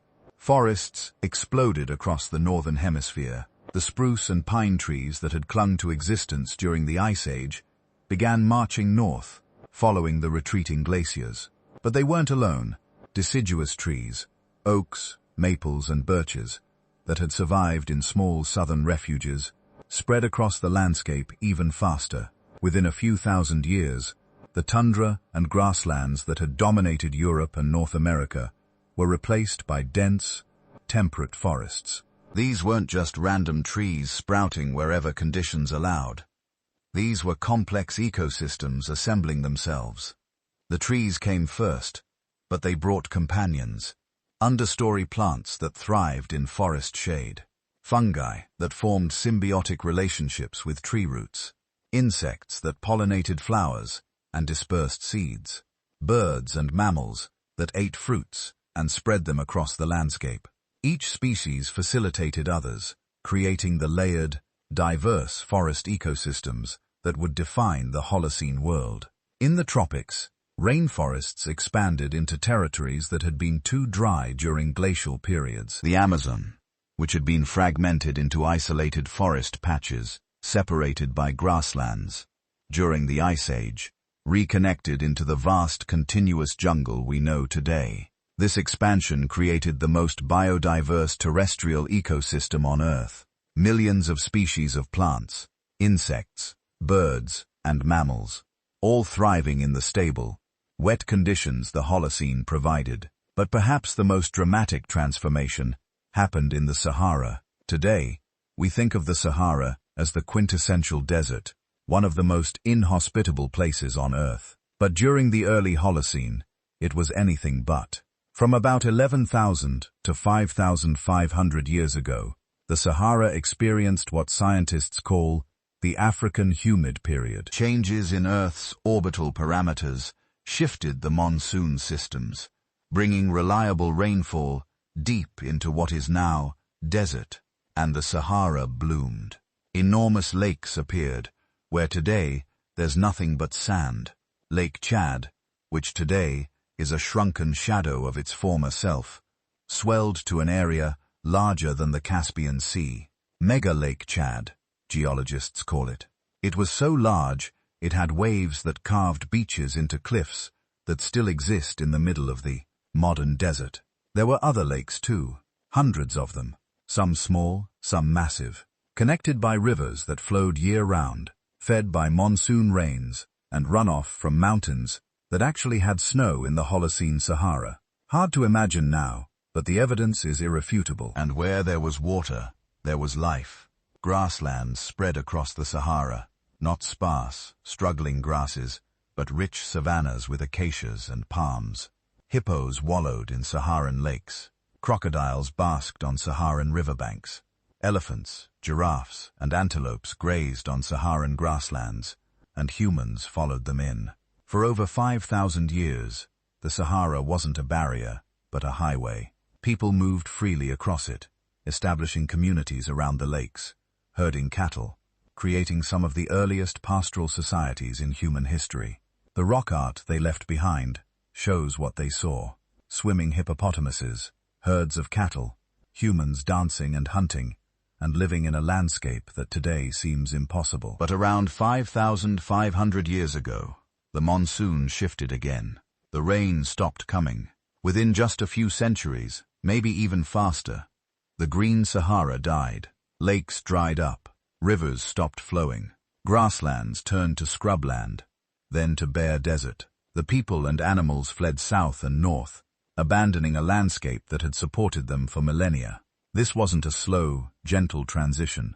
This was a climate catastrophe that happened in real time, within human memory. Communities that had lived the same way for generations suddenly found their lakes evaporating, their grazing lands dying, their entire world becoming uninhabitable. Some researchers think this sudden desertification of the Sahara might have accelerated the development of complex civilizations along the Nile. As the Sahara dried, populations concentrated along the one major water source that remained.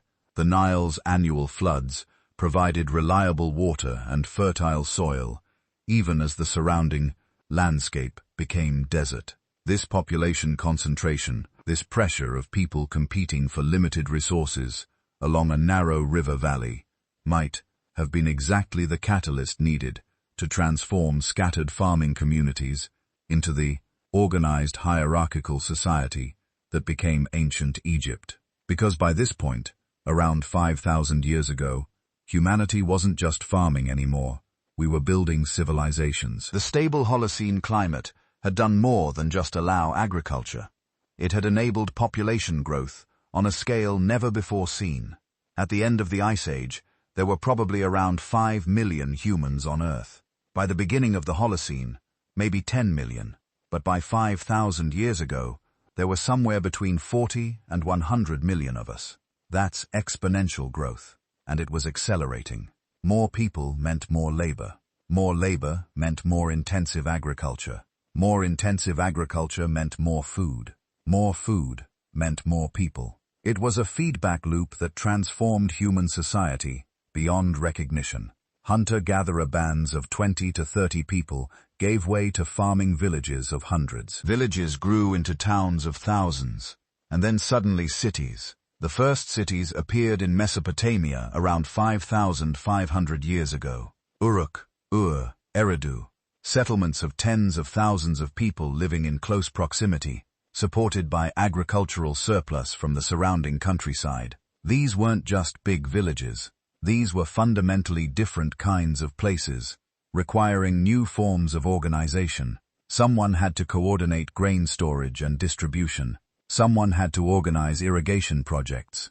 Someone had to mediate disputes and maintain order among thousands of people who weren't all related by kinship. So we invented bureaucracy. We created priesthoods and kingships. We developed social hierarchies and specialized occupations.